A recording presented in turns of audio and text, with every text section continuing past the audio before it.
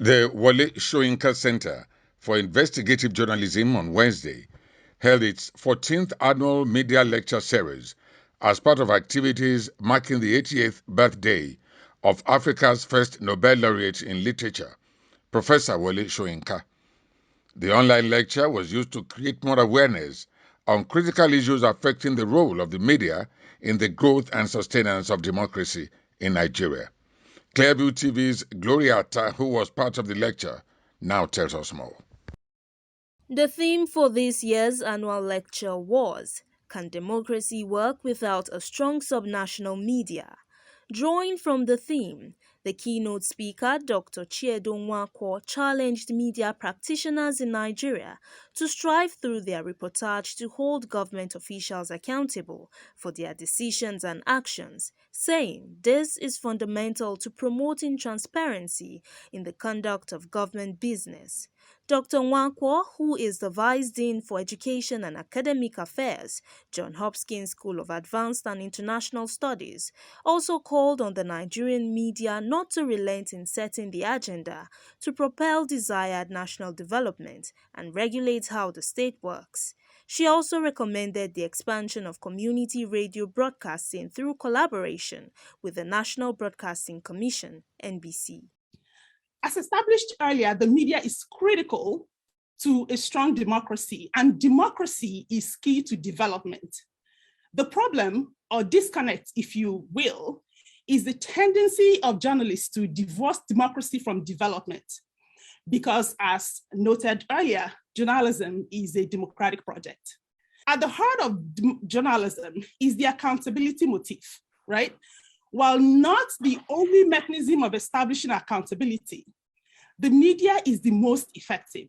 Speaking on the challenges of the Nigerian media in holding government accountable, Oladayo Olaide identified inadequate funding of media establishments for their low investigative reporting output, proximity between media and government, and overbearing regulating rules, among others.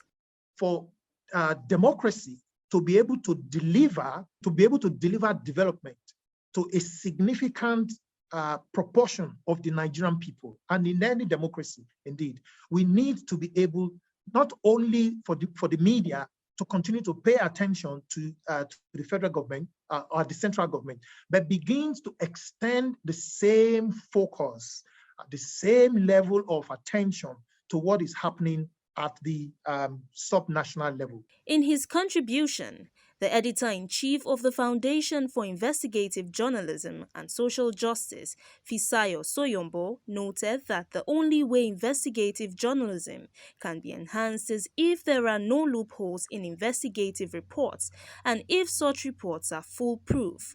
Soyombo therefore stressed that all sides of a report must be covered without bias and that investigative journalists have to spot when they are being used. The event also witnessed the launch of a collaborative media project with the Wole Soyinka Center for Investigative Journalism, which is being supported by the MacArthur Foundation. The executive director of the center, Motunrayo Alaka, sheds more light on the objectives and mission of the collaborative media project. This is the collaborative media project, the C Media project. It is multi-level. It is multi-level in that we're looking at government, the federal government, but more critically the state and the local government, which, as we have heard, don't get enough coverage. And one of the things that we're sure that focusing on the subnational would help us to do is to do that role of the media of informing, and secondly, and more importantly, of educating. Panelists at the webinar lecture, which attracted media practitioners from private and public-owned media establishments, included the managing editor of National Point, Ibiba Don Pedro, co-publisher of WikiTimes, Haruna Mohammed, the Director General Federal Radio Corporation of Nigeria, FRCN, Mansour Liman, and the Executive Director, Gender Strategy Advancement International, Adaora Onyechiri. Gloria Atta, reporting for Clearview Television.